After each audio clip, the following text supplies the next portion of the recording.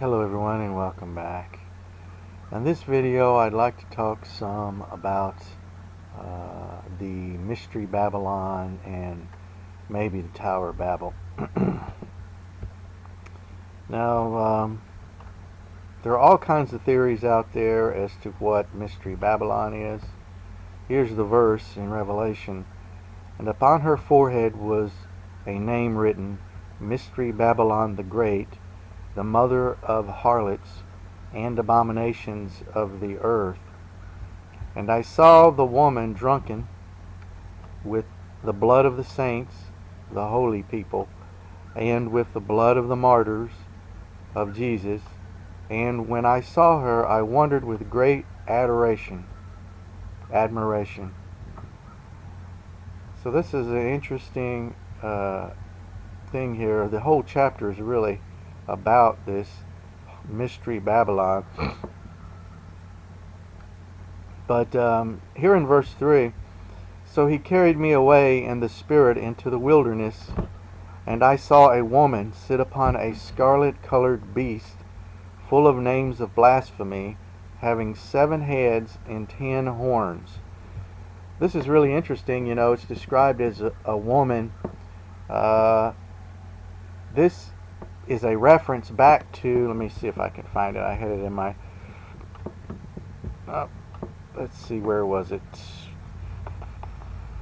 Yeah, it was a reference back to the wife of Xerxes, the king, the father of Darius. Daniel was in the house of Darius, but the first king of Babylon was the father of Darius, which was Xerxes, or Xerxes was his title. Let me see if I can find it. I can't remember if it's in Esther or if it's in Genesis. Let's go here. Yeah, here is the king's decree. It was his wife.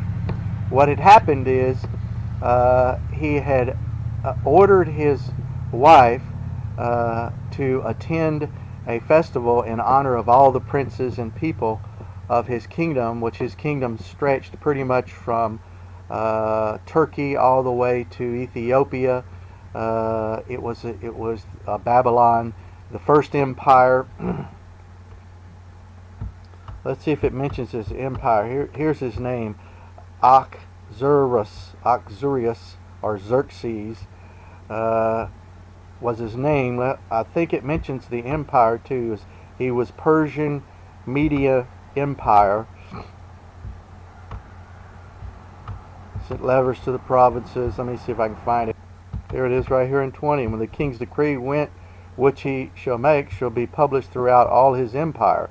See, it was talking about the Persian Empire, Media Persia, which is the Babylonian Empire. So these are just interesting things. Now, if you look at that verse in Revelations, let me see if I can get back to it. Here it is. Verse, where are you? Here it is. 7 heads and 10 horns. Well, you know, the devil, the serpent creature, which, by the way, if you understand that the serpent creature, or the devil, has a physical manifestation in the form of a cluster of microorganisms in our ocean, right, then the worship of the devil, or Lucifer, is not a religion. Not if the creature actually exists. The thing that they're worshiping is an actual creature. It's a cluster of microorganisms in the oceans. So if this thing exists, then it's not really a religion, so it stands separate from all the other religions. So what you have is you have one man who is given all the kingdoms and glory of the world, right, who is the devil's man. He's the head of the assembly of Satan, which is Satan's church or synagogue, right? Well, those people really don't have a religion. They're actually worshiping a cluster of microorganisms, which is a living thing. So you have Satan's head, Satan's man, and directly under him he has 3 families, and they each control 3 religions. So you have the 9 major religions of the world, plus the church of Satan, which would be 10. Those are the 10 horns. Now the 7 heads are Satan's man, right? The 3 families, the heads of the 3 families, plus it's called the Council of 9, or the Cult of 9. What it is the 9 major religions are each divided by 3. You got 3 heads of the 9 major religions that represent, or that appear before the 3 families. So you have 3 families, 3 heads of the Council of 9, and you have the devil's man, which makes 7 heads. So you have 10 horns and 7 heads. That's the way this thing is set up. It's being described as a woman here because Xerxes, the Persian emperor, Media Persia emperor, empire, his wife refused to honor him, so there was a law that went out that made her an abomination in the land by the decree of the emperor, of the Babylonian king. Which there's one more place I wanted to get to. I've already wasted all y'all's time, but this stuff is so interesting when you really look into it, how it's all related. Let me see if I can find it here. Here it is right here in Genesis with the Tower of Babel.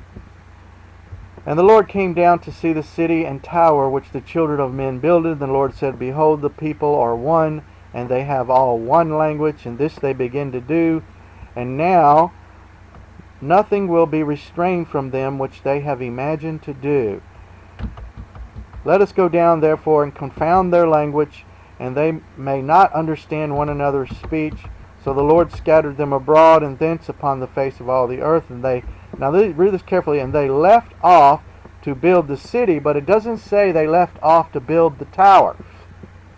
See, that's where the mystery, the Babylonian secret society, comes from. They continued building the tower, but they left off building the city, the politica, the city, the state, so to speak. They quit.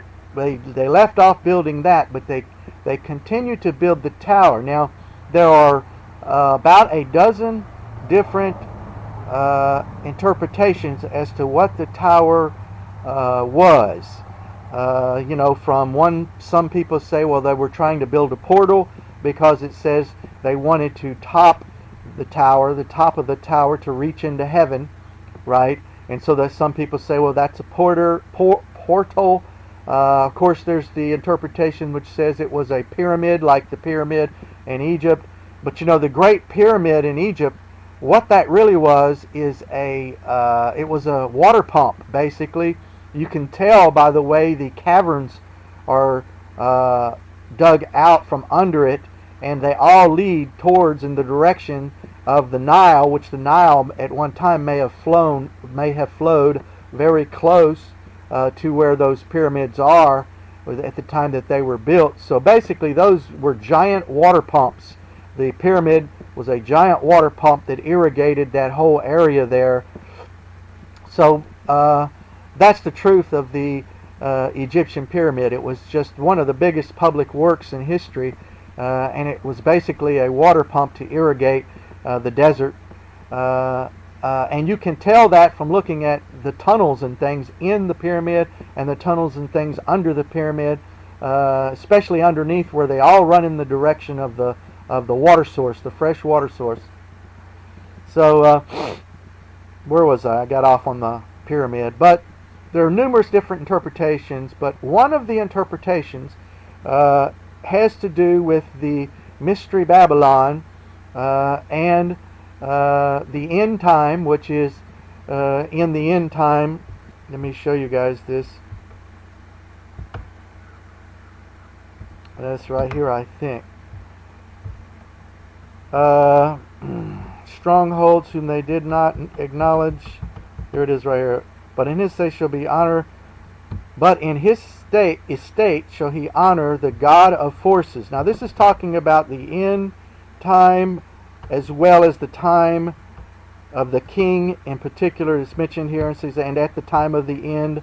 It's talking about a particular king that was alive, and he's talking about the end time, Antichrist, so to speak, as the Christians call him. Right, this God of fortresses here,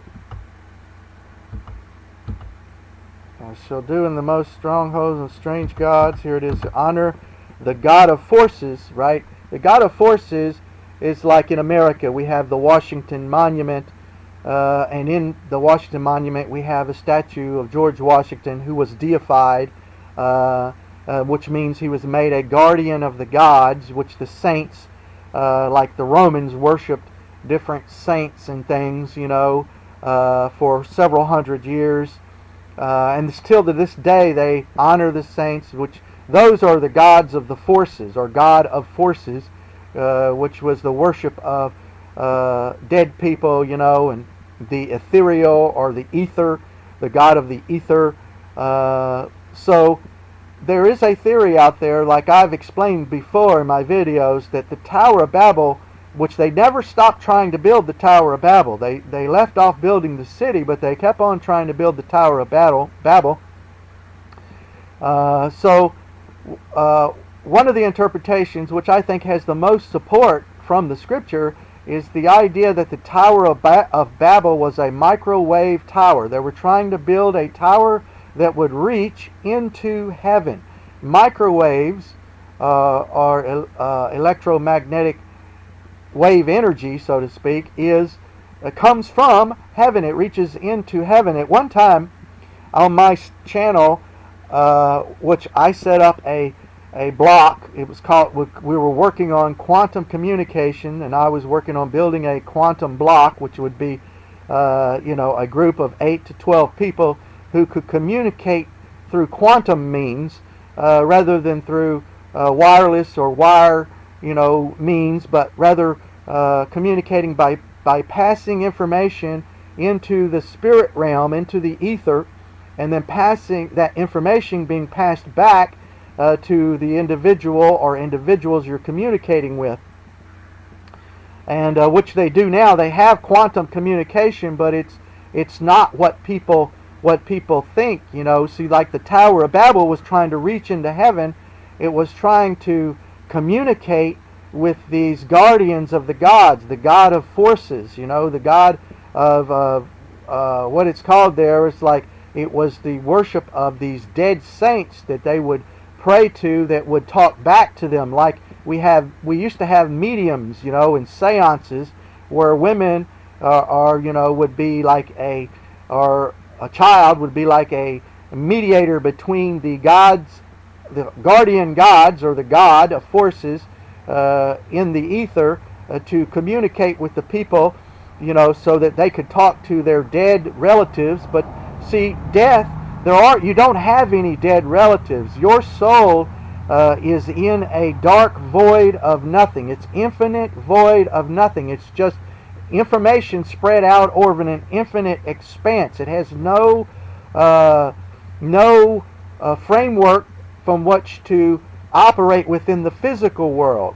So what happens is the God of forces, right, is able to collate all of that data, all of that information, and present it into the physical world as if it were you, because it is everything that you are while you are alive. And when you breathe your last breath, all of that information goes into that empty void, and it can be recollated by a force and can be presented into the physical world, which is, like I said, a form of quantum communication. Information is passed into another dimension, and then it is passed back from that dimension, and no one knows how that is accomplished. You see, now people want to say you're talking to your dead person, but you're really not. It is a spiritual force that is manifesting everything that we are perceiving by our senses. So the Tower of Babel and the Babylon, the Mystery Babylon, were the people who started building the tower and never stopped trying to build the tower, and it could be